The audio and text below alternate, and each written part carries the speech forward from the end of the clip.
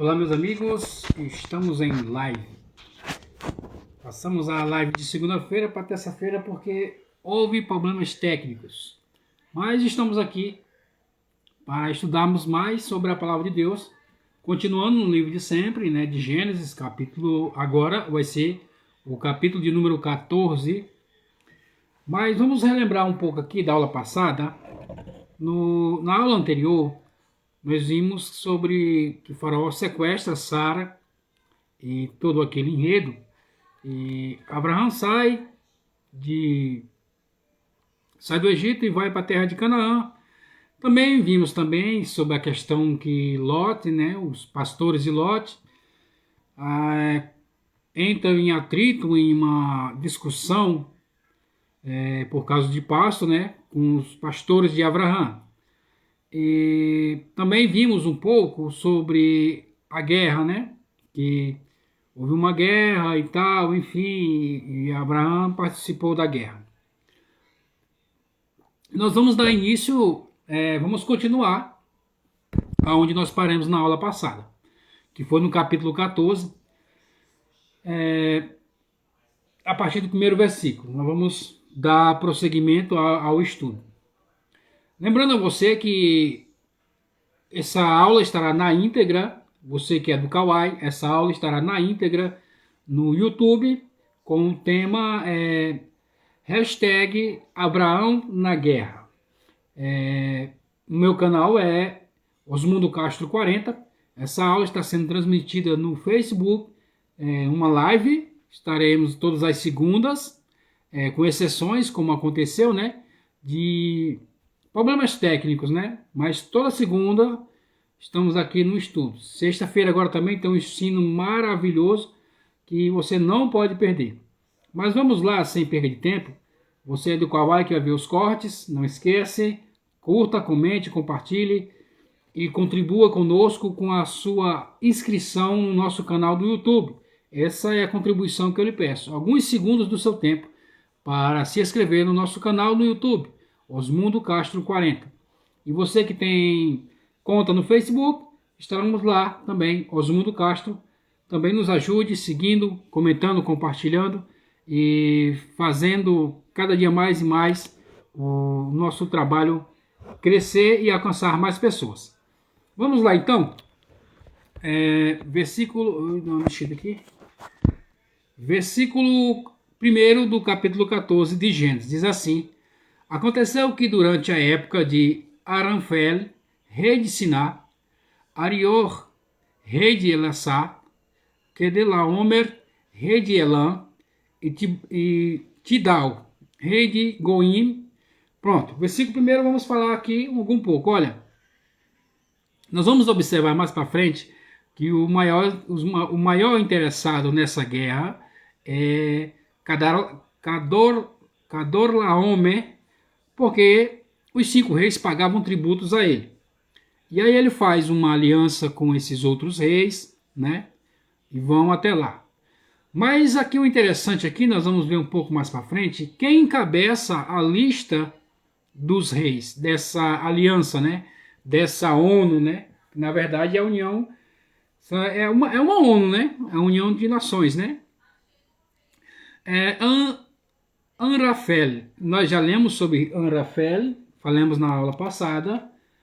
Vamos aqui lembrar que Anrafel não é um nome, e sim uma palavra atribuída a Nimrod.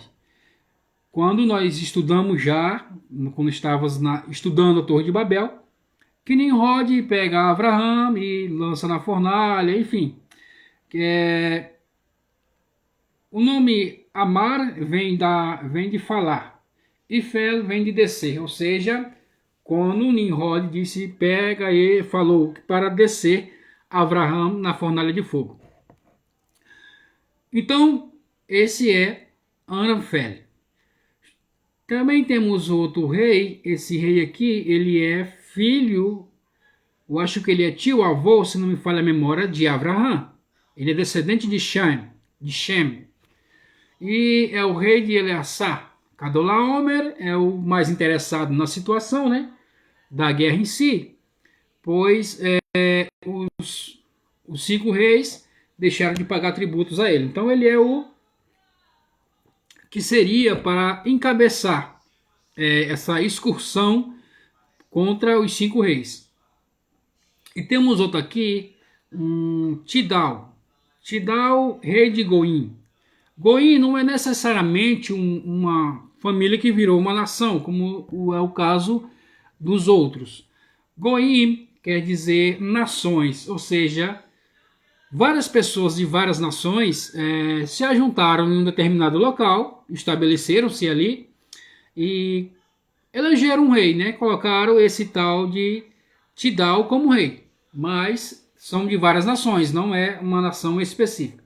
Por isso, Goim, de Goi, né? Traduzido, acho que seria, acho que os gentios, né? Somos nós, gentios, né? Pessoas de outras nações.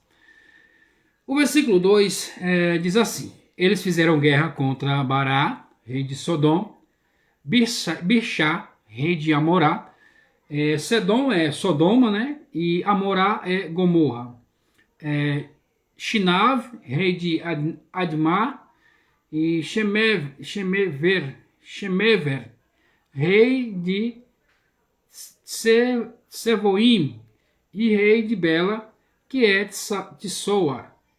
Estes juntaram-se no vale de Sidim, que é o Mar de Sal. Falemos do Mar de Sal, que na época ainda não era o Mar de Sal, né? Mas foi Moshe, ao escrever, ele usa o Mar de Sal, porque já na época de Moshe, o Mar de Sal já existia. Então, ele usou como um ponto de referência, né? Vamos lá. Eles serviram a Cadorlaomer por 12 anos, é o que nós estamos dizendo, né? Servir quer dizer pagar tributo. Por 13 anos se rebelaram. No 13º se rebelaram. No 14º ano, quer dizer, Cadorlaomer esperou mais um ano, ver se eles voltavam atrás com a palavra. Quem sabe até tentaram uma negociação, mas aí passou um ano, não deu certo. Foi o tempo que eles fez a aliança e foram para a guerra, né? Eles derrotaram os Refraim, nós já falamos sobre isso na aula passada. Asterote, Carmaim, Ozuzim, Enram. Ou seja, eles devastaram esses 3 reinos antes de chegarmos nos 5. Eliminando assim qualquer possibilidade de uma aliança maior, né? Já é um número bem expressivo, 4 contra 5. Versículo 6. E os Horitas e os seus montes de Seir até a planície de Parã. Eles saíram por ali. E eu expliquei, até mostrei um mapa, o trajeto que eles fizeram, que eles não entraram em Canaã, mas fizeram uma volta por trás, né? Está na alta aula. Só você procurar na playlist que você vai encontrar. Tá, versículo 7. Eles então retornaram, é o que nós dissemos, em Mishpat, que é Kadesh, e eles conquistaram todo o campo dos Amalequitas. Os Amalequitas também não existiam na época. Como eu disse, nós vamos encontrar quando Moshe escreve, ele dá nome de cidades ou de pessoas atuais para dar como um ponto de referência. Os Amalequitas são descendentes de Ismael, filho de Abraão. Então não existia ainda. Então foi um ponto de referência que ele usou. E eles conquistaram todo o campo dos Amalequitas, assim como os Amoritas que viviam em Hatzetson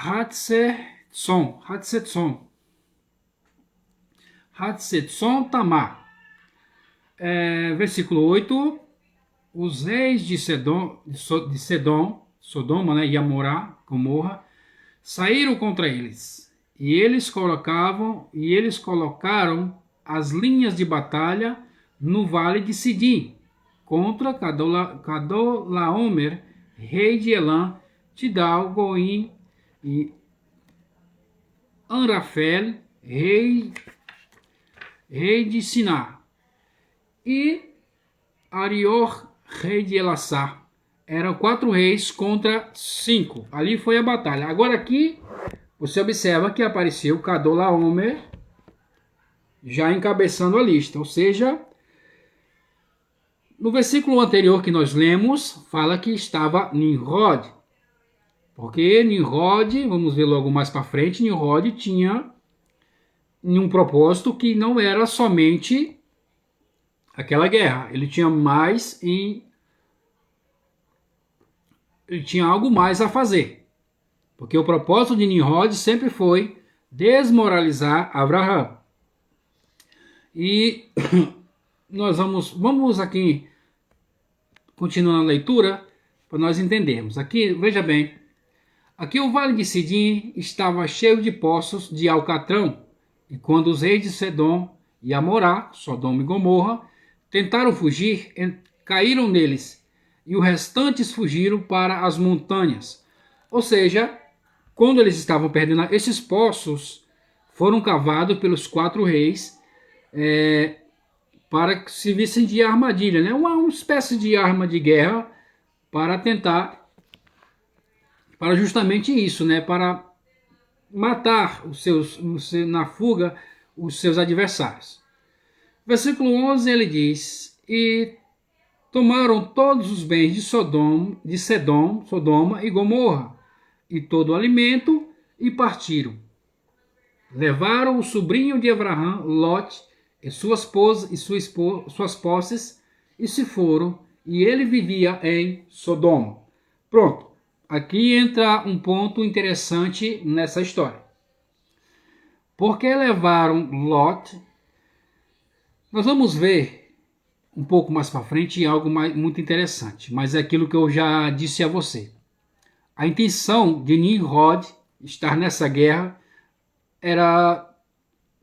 não tão por causa da aliança que ele fez com Cadorlaomer, mas o objetivo principal dele era capturar Lot. Por que capturar Lot? Porque Lot, ele era, segundo a tradição, ele era muito semelhante a Abraão, assim, o seu rosto. Você olhava para Lot, se você não conhecesse Abraão, você se confundiria facilmente. A semelhança era muito grande dos dois. E por que pegar Lot e não pegar Abraão, se a briga dele maior era com Abraão? Era porque uma vez, como nós já estudamos sobre isso, estou aqui apenas dando um complemento, ele pegou Abraão, deixou Abraão 10 anos num calabouço, num poço, perguntou se Abraão negaria o Deus monoteísta. Abraão disse: não, eu não nego, não tem como negar, então vou descer você na fornalha de fogo. Abraão disse: tudo bem, eu vou, mas eu não posso negar a existência de um Deus monoteísta. Já falamos sobre isso, e a tradição conta que assim como aquele jovem da fornalha, os 3 jovens, né, Abraão também escapa ileso da fogueira. E as pessoas, com este feito de Abraão, as pessoas começam a acreditar no monoteísmo. Abraão começa a ensinar sobre esse Deus monoteísta. Mesmo Abraão, nesta época, entre 53 anos, se não me falha a memória, 48 a 53, se não me falha bem a memória, já estudamos sobre isso, ele começa a ensinar e Deus ainda não havia falado com ele. Deus fala com Abraão aos 75 anos de idade. Mas nesse curso, até chegar um ponto em que Deus resolve falar com Abraão, ele já ensinava sobre o monoteísmo, ele ensinava sobre o Deus único. Falamos um pouco de Abraão, já acho que uns 2 ou 3 vídeos passados, não precisamos aqui enfatizar, mas o ponto-chave é esse. Nimrod, naquela época, se apresentou como Messias, que traria a união do povo, traria a paz entre o povo, e de um certo modo ele conseguiu a união e conseguiu paz, pois durante a construção da Torre de Babel não havia guerra entre nações. Por quê? Porque todos estavam de maneira compulsória envolvidos na construção da Torre de Babel. Na ideologia da Torre de Babel era todos nós. A Torre de Babel foi um momento em que foi mais priorizado o coletivo do que o individual. Então a Torre de Babel foi uma ideologia em que todos têm que falar a mesma língua, a mesma roupa, o mesmo idioma, a mesma cultura, mesmo que compulsoriamente era obrigado para poder construir tijolos e sim construir a torre. Então essa foi a Torre de Babel. Mas aí nós todos conhecemos a história. Então esse foi um dos motivos. Que motivo foi esse? Foi que Avraham, ou melhor dizendo, Nimrod, não podia pegar Avraham, mesmo que ele fosse até Avraham, ele saberia que não podia matar Avraham, porque ele já tinha tentado uma vez. E muito menos persuadir Avraham por violência, pois ele já tinha tentado a negar o monoteísmo. Ele saberia que não iria conseguir. E Avraham passou em muitas cidades ensinando sobre o monoteísmo.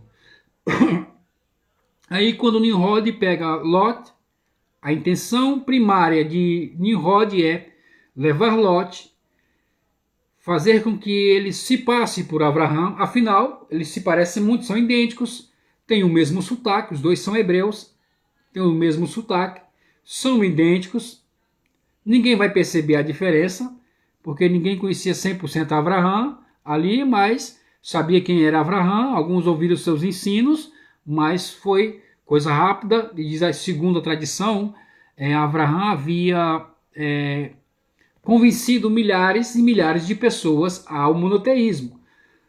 E Nimrod vê esta oportunidade em fazer com que Lot se passe por Avraham.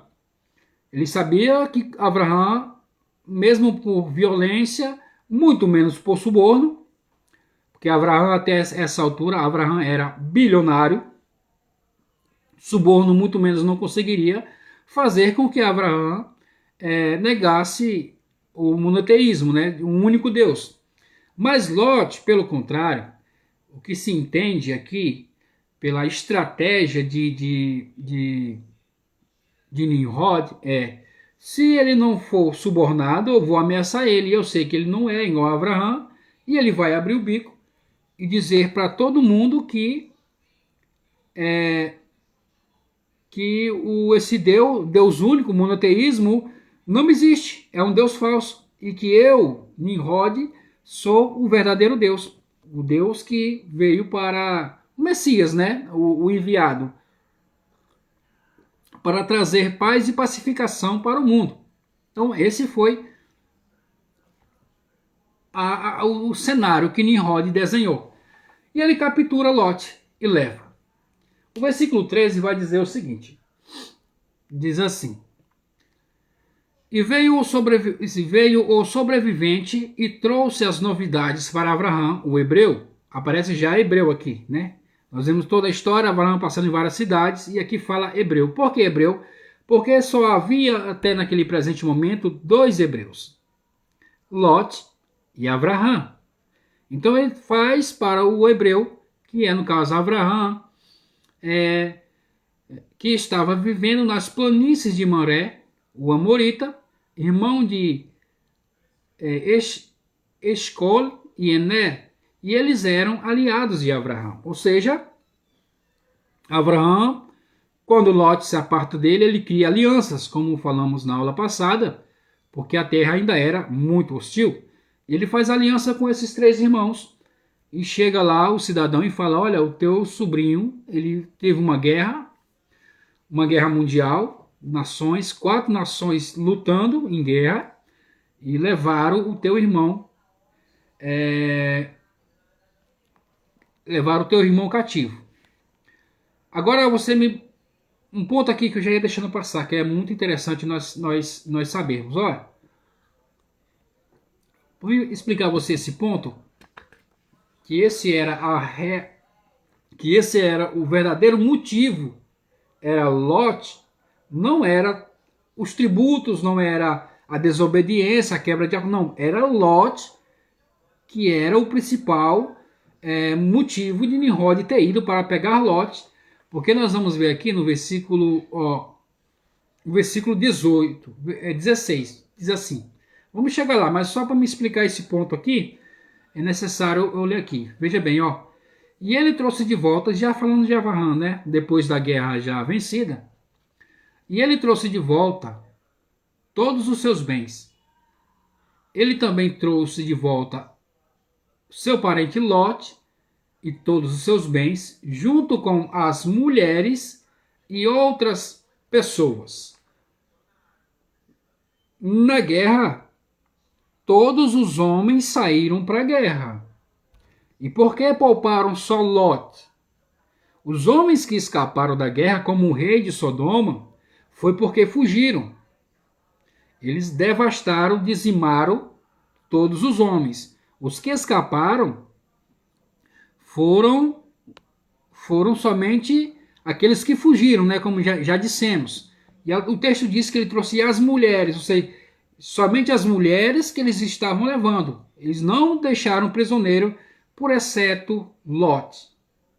Aí você já começa a entender o propósito que era levar Lot, para que Lot pudesse passar-se por Avraham, e por onde eles passaram nas cidades, Lot dizer que realmente quem era Deus era Nimrod, e os outros era tudo balela, e que o monoteísmo é uma invenção, um fruto que eu inventei, passou pela minha cabeça. Olha, eu sou Avraham, e eu digo que me equivoquei. Nimrod é o verdadeiro Deus, ele é o Messias que veio trazer a paz e a união da humanidade, do mundo. Por aí você já começa a entender. E quem são essas outras pessoas? Essas outras pessoas podem ser tanto velhos e crianças, né? Podem ser, mas pouco provável que seriam alguns velhos, não digo as mulheres velhas, mas pouco provável que haveria homens velhos, porque para a guerra foram todos os homens. Também pode ser também de pessoas que foram... na verdade, isso eram despojos de guerra. Essas outras pessoas poderiam ser aqueles que se renderam a Avraham. Mas vamos chegar lá. Eu só queria mesmo parar nesse ponto aqui, para você entender que naquela multidão só havia Lot de homem. Que eles fizeram questão de levar Lot. E não era para atrair Avraham, não, essa não era a intenção. A intenção era levar só Lot. Porque eles sabiam que não conseguiriam nada com Avraham. Vamos prosseguir aqui. Veio o sobrevivente, né? Pronto. Avraham ouviu que o seu parente estava cativo e armou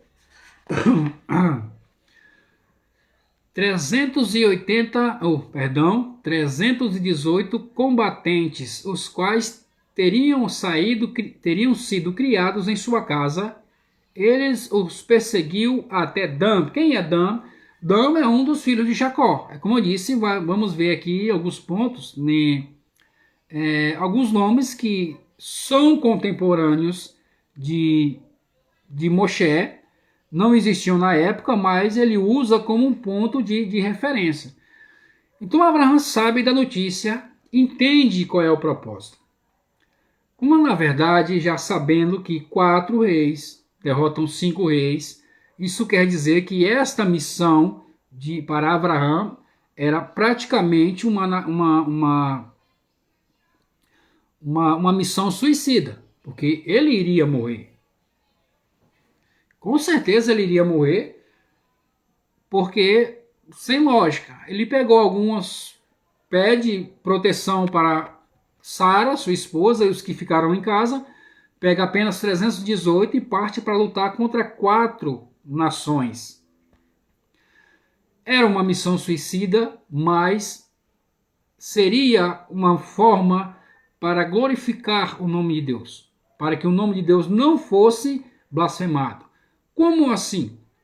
Quando Avraham entende o verdadeiro propósito de Nimrod em levar Lot, a fim de corrompê-lo, para que se passasse por ele, para que pudesse negar o nome de Deus, Avraham vai ao encontro para libertar o seu sobrinho. Se acaso ele não consegue libertar o seu sobrinho e morre na batalha, é ponto para Avraham. Por quê?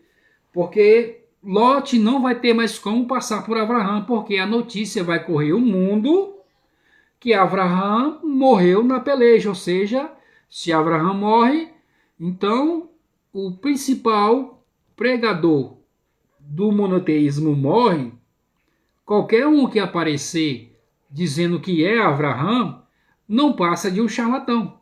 Não sei se você está conseguindo captar o entendimento de Abraão, como ele foi sagaz nesse momento. Ele disse: eu vou para a guerra, muito provavelmente vou morrer, mas se eu morrer, não tem como ser usado o meu nome para profanar o nome do Deus monoteísta, o nome de Deus, Hashem, né?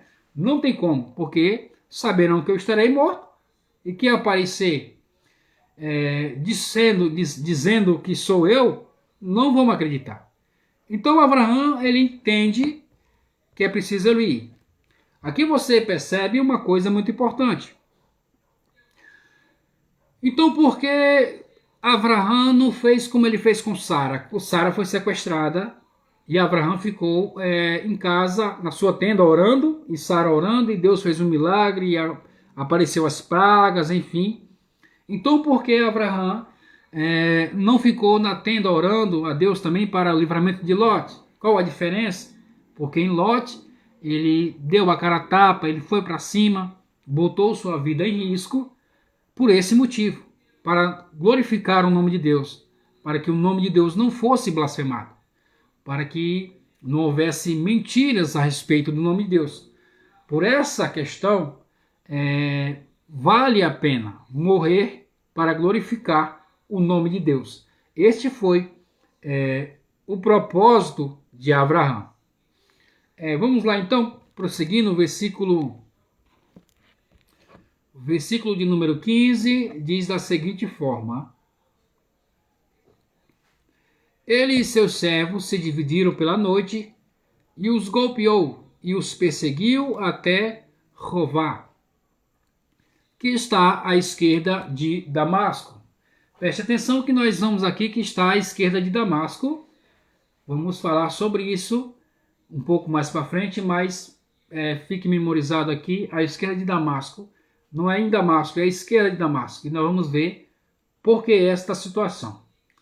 Agora aqui, um ponto interessante. É o versículo 16 que outrora lemos, né? Ele trouxe de volta todos os seus bens. Ele também trouxe de volta o parente Lot, seu parente Lot, e todos os seus bens, junto com as mulheres e as outras pessoas. Deus fez uma promessa a Avram, né, ainda, que ele seria uma grande nação.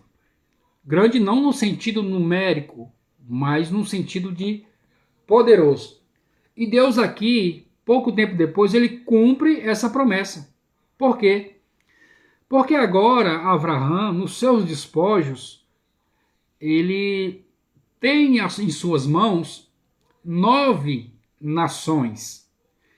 São as 5 que perderam, nações que perderam, e as 4 e as outras 4, né, que vieram lutar contra as 5, e Abraão ganhou das 4. Ou seja, agora nas mãos de Abraão tem 9 nações. A promessa foi cumprida de Deus, que ele seria uma grande nação, seria famoso. O nome de Abraão agora estava em todos os jornais. Todas as bocas falam sobre a vitória de Abraão neste momento. Veja bem, Deus cumpre as 3 promessas para Abraão. Ele cumpre elas todas aqui, nesse momento. Quando nós temos um entendimento de que as promessas, às vezes muitos de nós falamos, né, que as promessas de Abraão foi feita, mas foi cumprida lá, não sei o quê. Não. Para Abraão foi feitas as promessas e foi cumpridas. Nós vamos entender aqui como é que Abraão se comportou, mas vamos entender. Deus disse que Abraão seria uma grande nação no sentido de poder, ou seja, agora ele tem posse 9 nações são suas agora. São despojos de guerra. São suas. Todas as riquezas dessas, não das 9, né, porque ele teria que ir até as 4, né, e conquistar, mas a linha de frente dos guerreiros já tinha eliminado todos, então seria fácil se ele fosse lá. Mas esse não era o propósito, não era o entendimento de Abraão. Então ele tem a riqueza de 5 nações, ou seja, quando Deus promete a Abraão riqueza, nós já estudamos sobre isso, está concretizado aqui. 5 nações, os bens, todos os bens de 5 nações agora são de Abraão, por direito de guerra, por despojo. Deus faria o nome de Abraão famoso em todo o mundo, e o fez, ou seja, cumpriu aquilo que Deus fez para Abraão. Todo o propósito que Deus prometeu a Abraão, ele cumpriu aqui, nessa guerra. Uma guerra que não foi causada por ele, mas que ele se sentiu na obrigação de entrar nesta guerra por causa do seu sobrinho Lot e por causa dos planos malignos de Nimrod. Ele foi obrigado a entrar.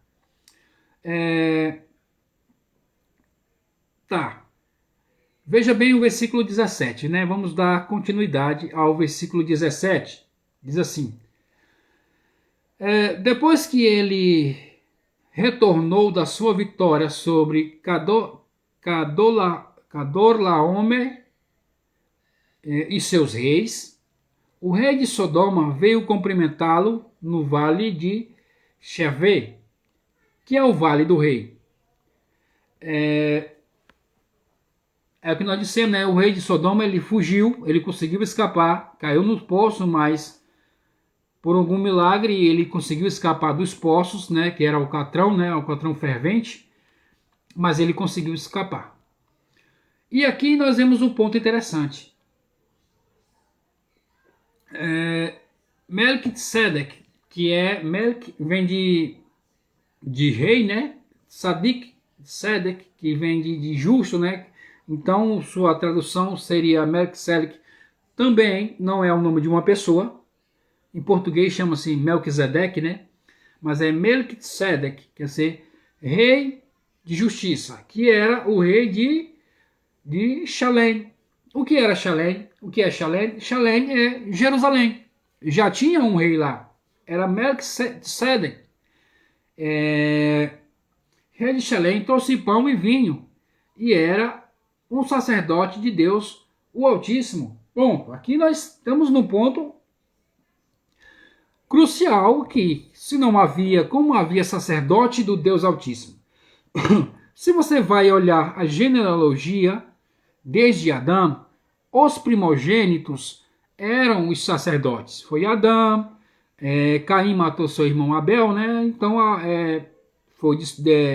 não foi ele, mas passou para Shet, e assim, depois de Shet, as gerações que foram se seguindo, todos os primogênitos eram responsáveis, seriam, no caso, os responsáveis para ensinar sobre Deus, ensinar o monoteísmo, até chegar a Noé. Noé transmite essa responsabilidade a Shem. Então, Shem, em português é Sem, né? Shem, filho de Noé, ele é quem é este Melquisedeque,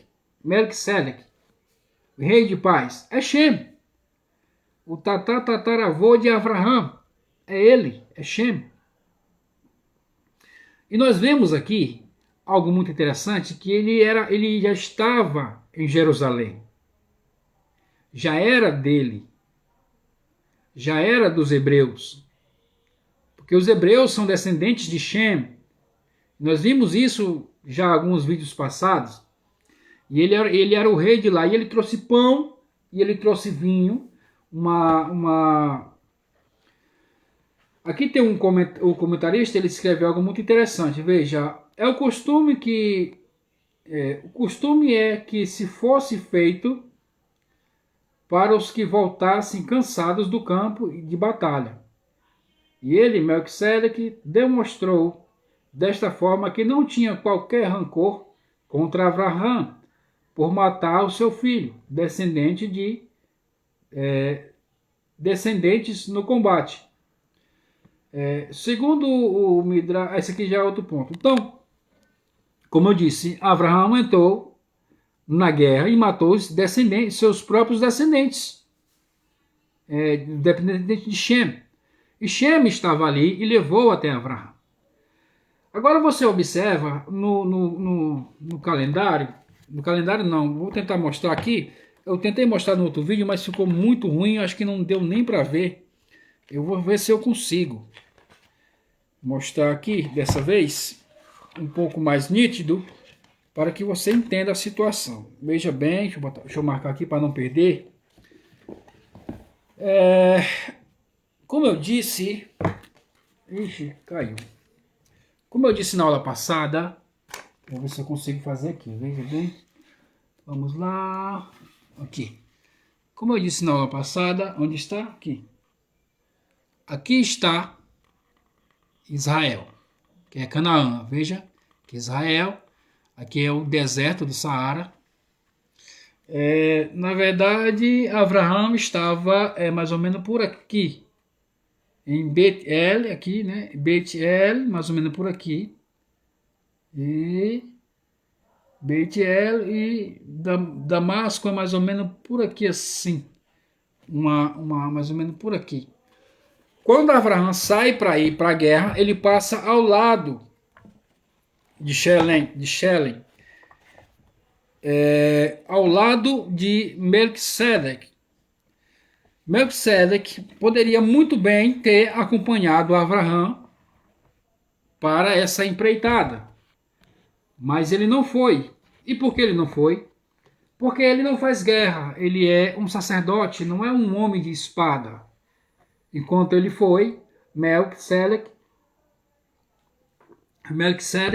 ficou rezando, ficou orando por Abraão para que voltasse. E o motivo dele ter passado ao lado de Damasco, né, foi isso. Nós lemos Damasco, foi no versículo... acho que eu nem lembro mais, que não achei. Pois é, ele estava ao lado de Damasco, passaram ao lado, ou seja, por que passaram ao lado? Como nós dissemos, porque o lado depois de Damasco já é Jerusalém. Já é Shalem, né? Jerusalém, na verdade, né? Então ele não passa.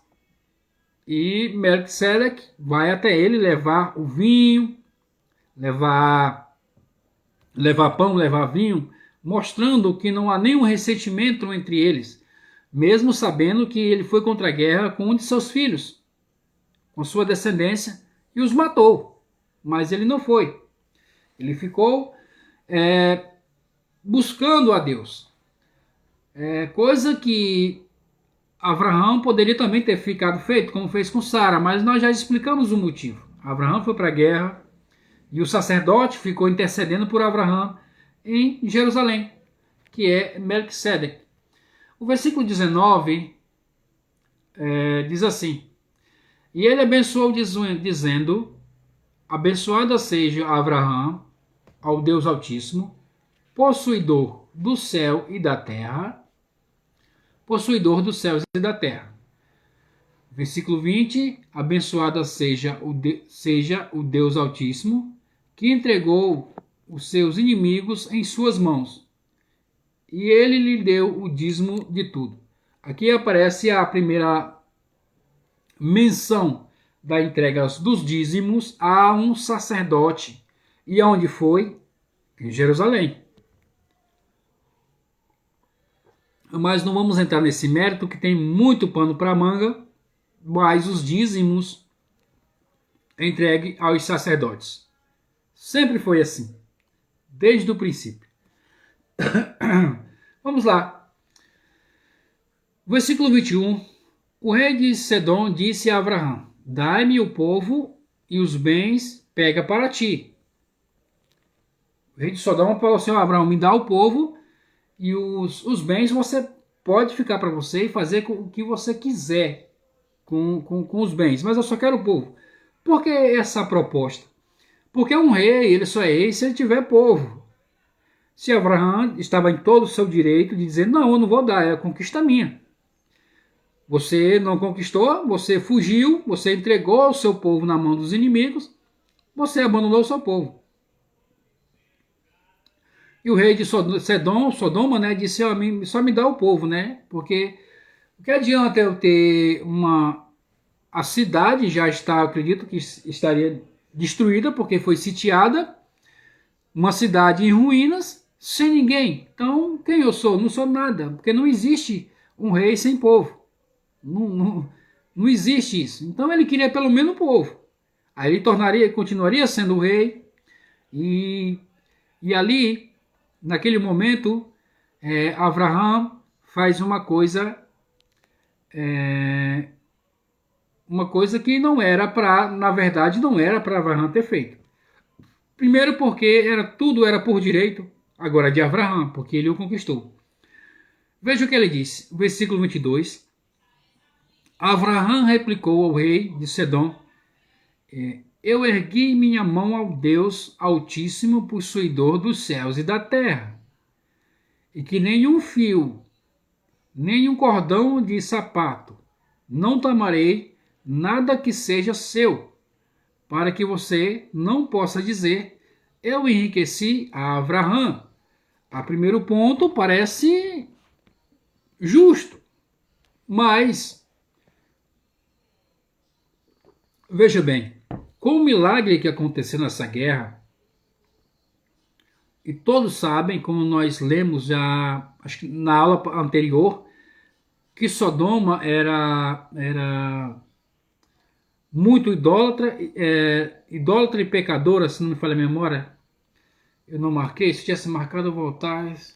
Sim, ele era pecador. O próprio nome, nós falamos sobre Berá, que é o nome do rei de Sodoma, que Erá é mau, e Bet, né, que completa a frase, o nome Berá. Bet, ele é o número 2, indicando assim que ele era mau duas vezes contra a humanidade e contra Deus nas suas idolatrias e infâmias, né? Então, Deus dá a oportunidade de Abraão, enfim, ter uma nação e ensinar a andar nos caminhos corretos. Essa que é a verdade. Nós vamos vendo, já temos alguns vídeos falando sobre Abraão e que esse é o propósito de Abraão, trazer a justiça, trazer a bondade e o ensino de um único Deus, o monoteísmo à humanidade, ao mundo, às nações. Enfim, está agora 9 nações em suas mãos. Deus entrega a Abraão esta oportunidade que tanto ele buscava e que tanto ele almejava. Foi entregue nas mãos de Abraão para que ele pudesse cumprir o seu propósito. O seu propósito agora aqui não seria tão somente um propósito político, né? Porque já se falando de politicamente ele já havia vencido essa batalha. Agora seria aquele projeto pessoal dele de ensinar o monoteísmo, de ensinar as pessoas sobre Deus. Agora seria uma ótima hora. E ele entrega tudo de mãos beijadas. Ele despreza aquilo que Deus entregou na mão dele. Ele diz, não, eu não quero nem um fio de sandália, nem um cordão de sapato, eu não quero. Ou seja, ele perde a oportunidade que Deus entrega na mão dele de ensinar 5 nações o monoteísmo. Porque se passam a servir a Abraão começa a ensinar o que é certo a essas pessoas. Isso qual seria a consequência positiva nisso? Isso evitaria que no futuro, como nós vamos ver, a destruição de Sodoma e de Gomorra. Ou seja, Deus o que ele fez aqui? Ele colocou praticamente não, literalmente o destino de Sodoma e de Gomorra nas mãos de Abraão. Entregou a ele para que ele ensinasse os caminhos certos e os caminhos corretos.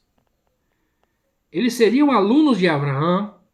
Abraão os ensinaria o monoteísmo, ensinaria os caminhos de Deus, os caminhos que ele já caminhava, os caminhos que ele já estava percorrendo, e isso evitaria no futuro a destruição de Sodoma e de Gomorra. Mas ele, como quem diz, ele lava as suas mãos neste momento e devolve para o rei mau. E o desfecho dessa história, todos nós conhecemos bem, né, que Abraão vai tentar, né, procurar, vai tentar convencer a Deus, assim, Deus, se você achar pelo menos 50 ali, se você não vai destruir a cidade, Deus diz, olha, se eu achar 50 eu não destruo, ou seja, e ele vai tentar interceder para que não haja uma destruição de Sodoma e Gomorra, no sentido que Deus estava tentando lhe trazer o entendimento de que, olha, Abraão, você está pedindo agora, eu entreguei nas suas mãos essa oportunidade de pelo menos 50 você conseguir convencê-lo a ser uma boa pessoa, a seguir o monoteísmo. Eu lhe entreguei essa oportunidade nas suas mãos. Agora é tarde, agora não dá mais, não vai achar mais ninguém essa quantidade. Lembre-se que eu me entreguei tudo nas suas mãos lá. Você teve esta oportunidade de livrar Sodoma e Gomorra. E Abraão, ele abre mão daquilo que Deus para ele, que Deus fez a ele. Ele ficou com a fama, porque ficou conhecido. Abraão, como nós vamos ver lá na frente, as pessoas tratavam ele como um príncipe, como agora também era um conquistador de nações, isso é muito óbvio, né? Tinha fama, tinha riquezas, mas a grande nação ele deixou para lá. Ou seja, ele, por causa desse entendimento que ele teve, que na minha opinião, já é um pensamento meu, um entendimento muito raso do que é ser justo, é como aquilo que nós dissemos. Abraão enfrentou e vai enfrentar muitas dificuldades pelo motivo de ele sempre ter a característica de bondade, de usar sempre o princípio da bondade e não o princípio de justiça. Então ele vai, essa não foi a primeira, nós vamos ver que não vai ser nem a última, que ele vai ter esse tipo de dificuldade, por causa da bondade. Quando ele é colocado à prova para que faça justiça, a bondade fala mais alto. E como nós já falamos algumas vezes, que bondade e justiça, para nós seres humanos, é impossível, é improvável que nós a praticamos ao mesmo tempo. Praticamos sim, uma e depois a outra, mas ao mesmo tempo para nós é impossível praticar bondade e justiça. E esse pode se dizer que é uma... Como é que eu posso usar a palavra? Não sei se é o calcanhar de Aquiles de Abraão. É a bondade demais, ser bondoso demais. É o calcanhar de Aquiles dele, é ter essa bondade. Que aqui no caso, ele disse, olha, pode levar tudo. Você vai se deixar somente o que ele diz a única exceção é que os jovens comeram e a porção dos homens que foram comigo. Ené, Escol e Maré tirarão a sua parte. Ou seja, olha, eu não quero nada, pode levar tudo. Somente quem foi comigo vai tirar a sua parte do despojos. Ou seja, eles tirariam uma parte, toda a outra parte seria de Abraão. Vamos dar uma olhada aqui no horário, que nós estamos avançados. Deixa eu dar uma olhada. Então, estamos bem ainda. Então, essa foi a situação. E a resumo do capítulo escrevi aqui um resumo em poucas palavras. O resumo do capítulo de Abraão abre mão de novo de tudo que Deus lhe deu. Ou seja, em nome de Deus, mas não fez o que Deus queria. É isso que esse é o que é o capítulo que fala, que nós estamos lendo. Abraão fez tudo certo, fez por Deus, em nome de Deus, mas não fez o que Deus queria. O que Deus queria, havia prometido para ele, era uma nação poderosa, uma nação que ele seria uma nação poderosa. Pronto, agora ele já era uma nação. Ainda não era com a sua descendência, mas não deixava de ser uma nação. Porque agora ele estava em posse de nove nações. Eram dele, por direito de guerra. E era o que Deus queria. Bom, Abraão, qual o seu projeto? Não é ensinar a todo mundo sobre o monoteísmo? Pronto, agora você tem 9 nações. Já começa por aí, por essas 9 nações. E por ali vai começar a espalhar para o restante do mundo. Mas ele abre mão. Ou seja, muitos de nós fazemos muitas coisas em nome de Deus. Assim como Abraão fez, em nome de Deus. Olha, ok, joia, tudo bem. Foi em nome de Deus. Mas estamos fazendo realmente o que é que Deus quer que nós façamos? Esse que é o grande detalhe. Esse que acho que seria o mais difícil de nós compreendermos. Não só fazermos as coisas em nome de Deus, mas fazer aquilo que Deus quer. Que esse é, na verdade, o principal propósito. Este foi o propósito do capítulo 14. Deus entregou nas mãos dele as nações que ele tanto queria para ensiná-las. Deus entregou na mão dele. Agora ele tinha a oportunidade de ensinar o monoteísmo, um único Deus. E ele abre mão de tudo. Enfrenta guerras, enfrenta lutas em nome de Deus, mas não faz o que Deus quer que ele faça. Então nós acabamos esse capítulo, ainda temos um tempinho aqui, nós vamos entrar um pouco aqui no capítulo de número... Vamos ter aqui um ponto interessante, já vamos deixar uma deixa para a aula que vem, né? Na próxima segunda. Está aqui. No capítulo 15, diz assim: após estas palavras, a palavra de Deus, após estas palavras, a palavra de Deus veio a Abraão numa visão, dizendo: não temas, Abraão, eu sou o teu escudo, a tua recompensa é muito grande. Aqui vamos entrar, na verdade nós vamos entrar na aula que vem, né? Mas vamos falar um pouco aqui. Mas não temos, que foi logo após as palavras, ou seja, foi pouco tempo depois desse ocorrido, Deus aparece a Abraão em visão e diz a ele: não temas. Ora, por que Deus disse a Abraão: não temas, depois da guerra, depois que ele havia vencido? Por que Deus disse: não temas em visão? Eu sou o teu escudo e a tua recompensa é muito grande. Soa aqui um pouco estranho, né? Será que Deus ele se atrasou? E era para ele ter dito isso para Abraão: olha, Abraão, não temas, vai lá lutar com os reis lá, que eu sou o teu escudo. Bom, numa lógica racional, seria essas palavras deveriam estar no capítulo 14. Mas já passou toda a guerra, Abraão venceu, não tem mais aqueles inimigos, conseguiu fama, conseguiu respeito, tinha 3 aliados fortíssimos, tinha a bênção do sacerdote, que era Melquisedeque, e agora Deus aparece a ele em visão, dizendo para ele não temer. No que sentido? Qual era o sentido aqui que ele fala para Abraão? Então, na próxima aula nós vamos entrar e entender aqui esse motivo, porque Deus fala isso. Porque agora ele é visto, ele tem fama. E agora você vai observar que não vai ser... As pessoas não irão olhar para Abraão já com o mesmo olhar.